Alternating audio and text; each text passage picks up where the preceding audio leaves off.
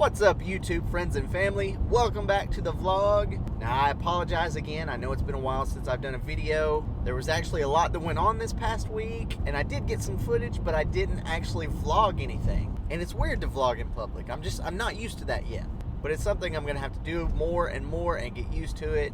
Anyway, all that being said, today is Saturday. It is a beautiful day. It is a balmy 27 degrees outside right now, or at least according to my car. There's just a few things I want to talk about today. This past week, I got to take a few days and go back to the lower 48. I got to go with our church staff to Minneapolis, Minnesota for a pastor's conference. We had a great time, and there were a lot of good speakers, and I really enjoyed being able to get away for a little while and spend some time with fellow staff members. So we left Friday night. We went to Seattle. Had a pretty long layover in Seattle and then flew to Minneapolis. You've probably already seen all the footage at the beginning of the video, but I got to go to my first hockey game. Never been to a hockey game before, at least that I can recall. I think we had a hockey team in Arkansas for a while, but it seems like it didn't pan out. But that was a lot of fun. It was really neat because it's kind of like baseball. I enjoy playing baseball. I hate watching baseball on TV. It's just too slow, it's boring, but I really enjoy going to baseball games. Hockey was kind of the same thing. I've never really been interested in hockey to watch on TV. I think it would be fun to play every now and then, just kind of get out there and try it out. But I can imagine that going to the game physically is a lot better than watching it on TV.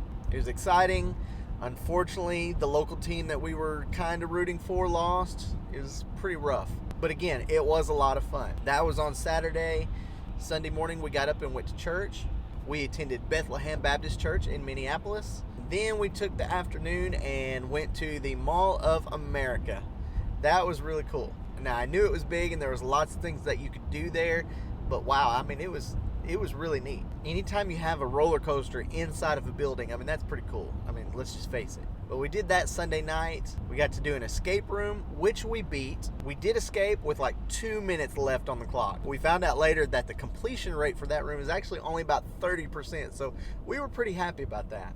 And then the next day, Monday and Tuesday and Wednesday morning, was the conference. Now, most of you are probably not going to care about this, but I got to listen to Trip Lee for one of the breakout sessions. He's a Christian rapper and a pastor. He's written a few books, and he talked about music and discipleship, but it was interesting, and I really enjoyed it. Wednesday morning, we got up and got loaded, went to the last session, and then hightailed it back to the airport to catch our flights home.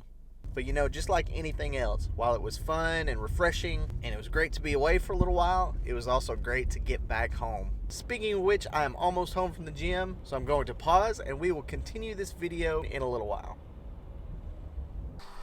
Alright, welcome back. It is now Saturday evening. It is 24 degrees outside, 24 positive degrees, and it feels very warm compared to the last several weeks. So I thought I'd come out here real quick, just kind of hang out with Phoebe, let her run around a little bit. So I talked a little bit about the trip that we took, had a great time. As I was driving home from the gym this afternoon, I actually noticed a few vehicles in the median. They had run off the road and had gotten spun around. And I don't think I've really talked a whole lot about driving in Alaska here.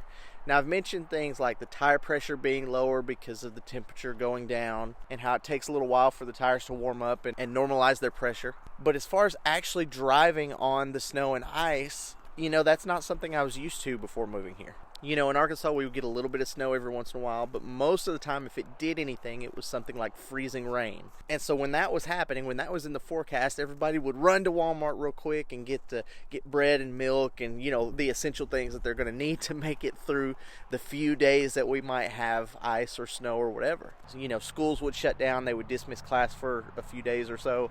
And up here, it's so totally different. Snow and ice is just, a part of life. As far as driving on it, I wasn't really worried about it. I was a little nervous, I'll be honest. But with the snow tires that I got in Colorado on the way up here, it's kind of scary because you really don't notice it a whole lot at all. As long as you're careful and don't go too fast, especially around curves and stuff like that. Really, the only places that you have to worry about are at stoplights, stop signs, stuff like that.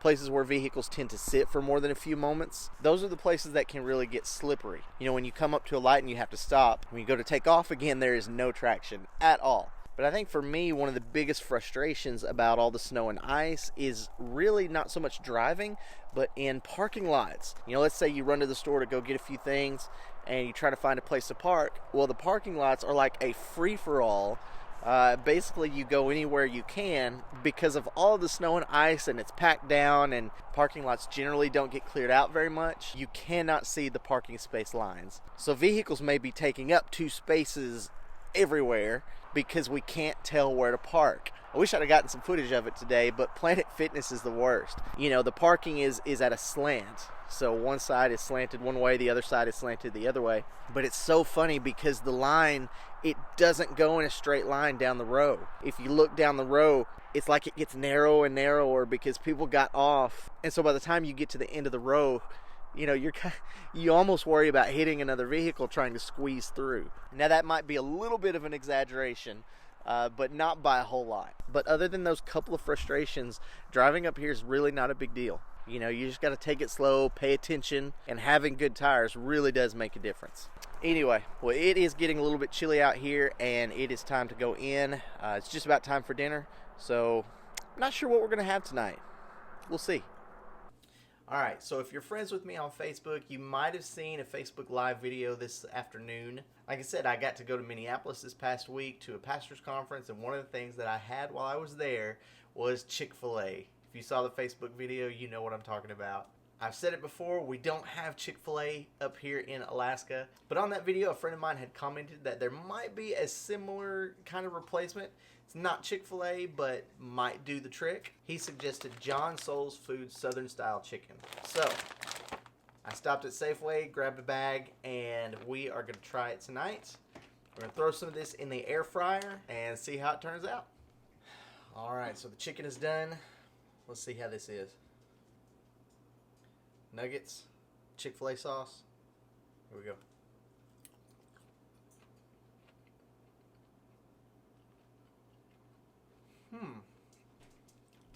That's close.